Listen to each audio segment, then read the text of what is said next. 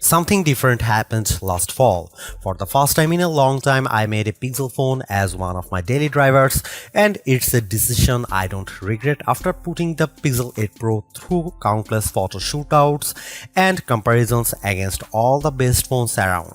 Now that its successor is finally here, I have high expectations for the Pixel 9 Pro XL. That's because the Pixel 8 Pro stuck around for almost a year, even when newer Android phones like the OnePlus 12 and Galaxy S24 Ultra tried to tempt me away from it. Google's rearranging its Pixel lineup because instead of just one flagship model, we are getting two Pro models instead. Technically speaking, the Pixel 9 Pro XL is the direct successor to the Pixel 8 Pro because of their similar sized screens, whereas the Pixel 9 Pro has a much smaller display.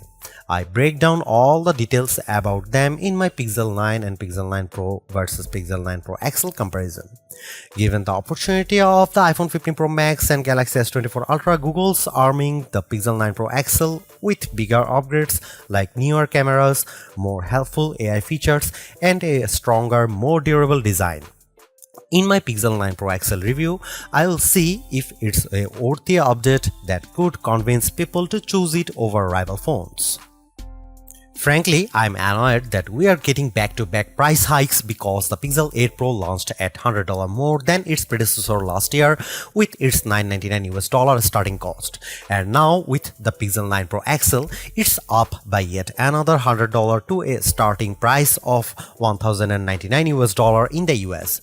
This effectively ends one of the best parts about getting a Pixel phone, their discounted prices. Pixel 9 Pro XL pre-orders are available right now with steep discounts on the flagship phone when you do a trade-in, although it will be available online and select retailers starting on September 4. There's a total of 4 colors at launch: Obsidian, Porcelain, Hazel, and Rose Quartz. I do miss the Bay option for my Pixel 8 Pro, but I do like the Rose Quartz color of my Pixel 9 Pro XL review unit because of its lighter tone. I'm really annoyed that the base starting storage is still 128GB. First and foremost, I love the redesigned camera hump on the back of the phone because it's much more pronounced than ever before. The elongated pill-shaped protrusion in a departure from the edge-to-edge camera bar in past Pixels, but it's exactly what it needs to set it apart from other phone designs. Apart from the camera arrangement, the design of the Pixel 9 Pro XL makes it look eerily similar to the iPhone 14 Pro Max due to the polished metal rims that are now flat as opposed to contoured. I know others may like this change, but it doesn't feel as comfortable to hold as the rounded edges of the Pixel 8 Pro, so it's something I'm just going to need to get used to. Despite this, at least it's still sporting the same matte gloss surfaces as before to give them that always clean, smooth look. Google claims that the design is twice as durable as the Pixel 8 Pro with its IP68 construction, especially with Corning Gorilla Glass Victus 2 protecting its screen.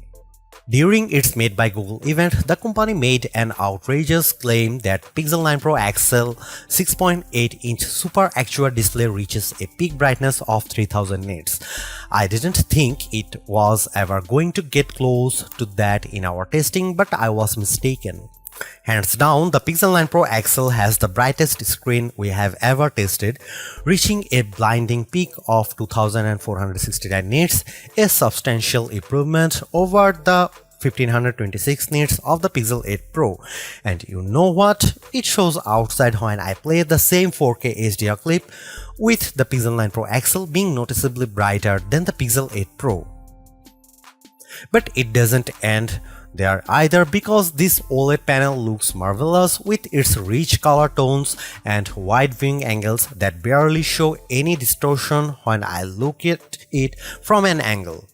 This record-breaking mark is hard to believe, more so when rival phones like Galaxy S24 Ultra tops out at 1326 nits.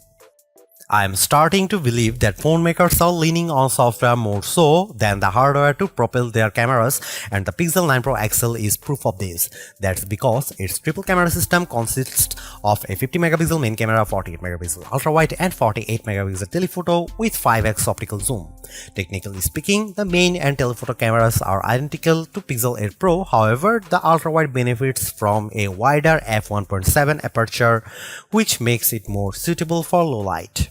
While the rear cameras are similar for the most part, it's the selfie camera that gets the biggest upgrade. A pixel crunching 42 megapixel autofocusing front camera with a wider 103-degree field of view. I won't spill the beans on how it performs just yet, but it's undoubtedly a big upgrade if you intend on using it a lot.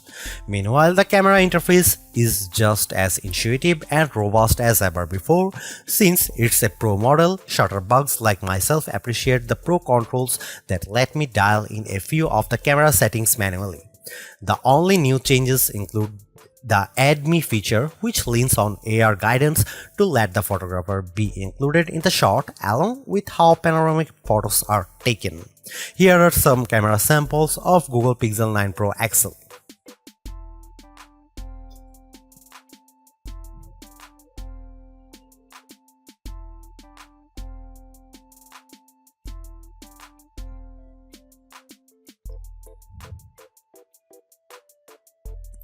Another reason to choose the Pixel 9 Pro XL is because of its ability to shoot at up to 8K 30 FPS, whereas the previous Pixel 8 Pro caps out at 4K 60 FPS.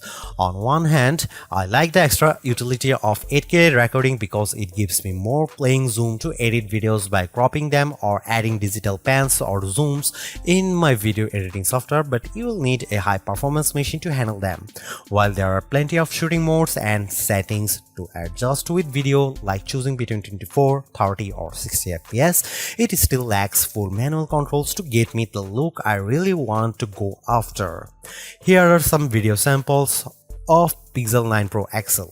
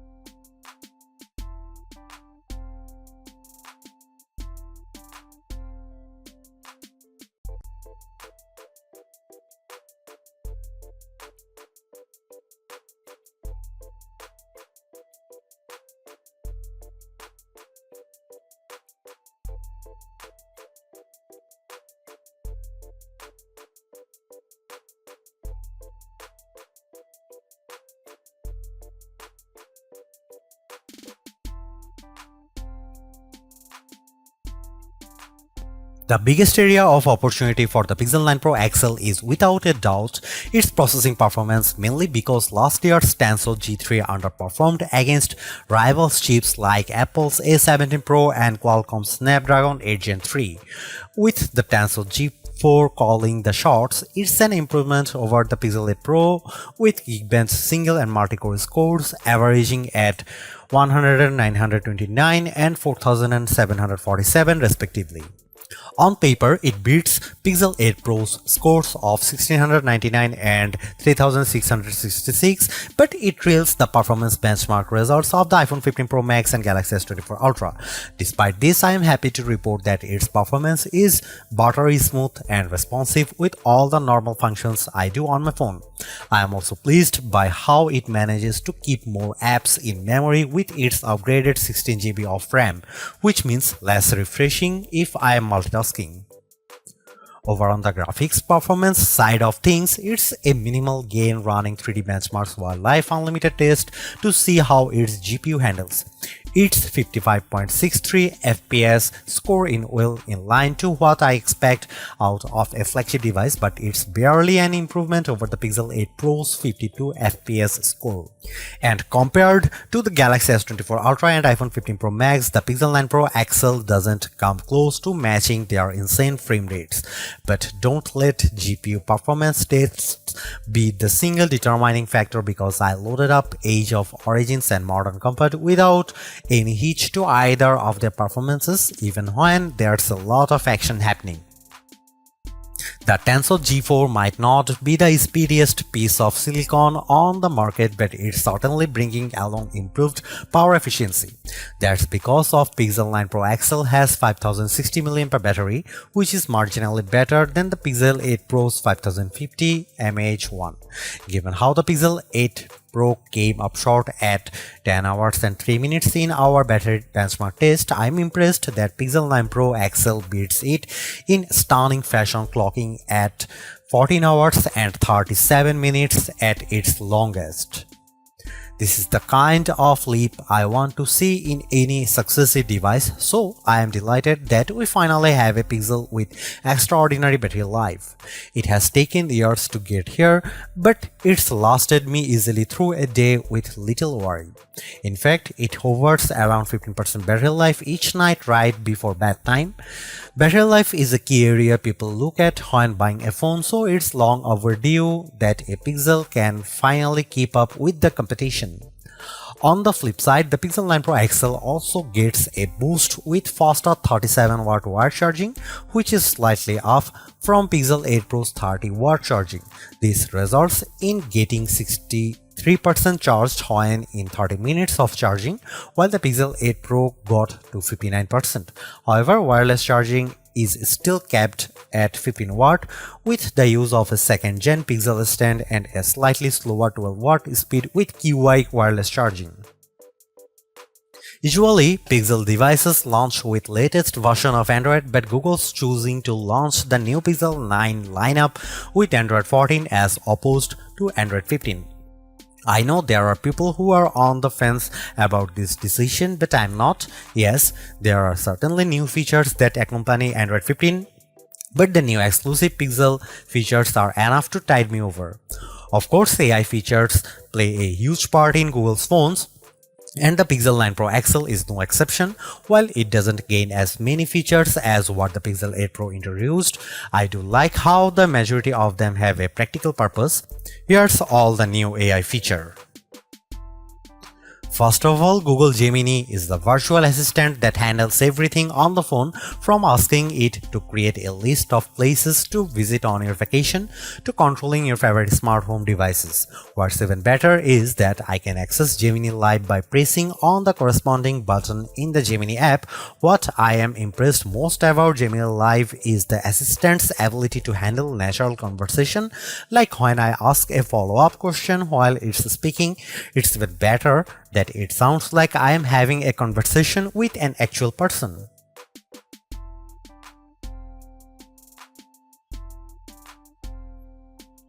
Getting assistance with augmented reality, the Pixel 9 Pro XL's new Add Me feature lets me take group photos with the photographer stitched into the photo later. Essentially, you take one photo, then the Pixel 9 Pro XL guides you to take the second one, with prompts to move closer or further so that the two shots are lined up correctly. Once the second photo is snapped, it then merges the two with help from AI to produce the final photo. I will admit that it works flawlessly in the photos above that I used to magically add me.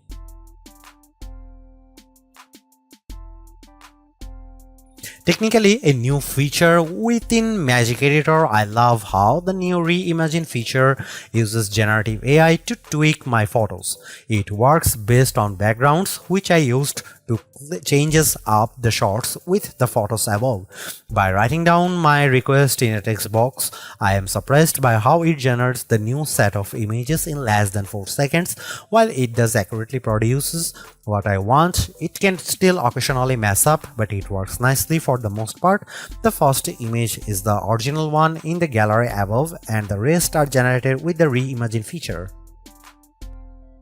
Pixel Studio uses a text box to generate new images and sketches based on my description. I asked it to make an image with black cats fighting against Teenage Mutant Ninja Turtles on the bench, and I am astonished by what it produces. Yeah, I get a good chuckle from all of them, but it was super quick at generating the images. No other phone currently offers anything similar to this out of the box, so it's a tool I can see myself using. Call screen has been one of my favorite AI features, with the Pixel 8 Pro allowing Google Assistant to take phone calls on my behalf. But the Pixel 9 Pro XL gains the added convenience of call notes. Essentially, it records your phone calls and then creates a summary about it, which is swell if your short-term memory isn't that great. I find it useful because I'm not forced to jot down notes while trying to comprehend the nature of the call. Not only do I get the transcription, but I also like how it intelligently summarizes the call. Clearly, there are improvements with the Pixel 9 Pro XL. Apart from its brighter display and longer battery life, everything else about the Pixel 9 Pro XL feels like its modest upgrade at best, which is made tougher due to its $100 price increase. While the new AI features are helpful, I was hoping for bigger improvements around its camera and processing performance. Given that the Pixel 9 Pro has the same exact camera arrangement as this, there isn't much justification on picking the Pixel 9 Pro XL for photography.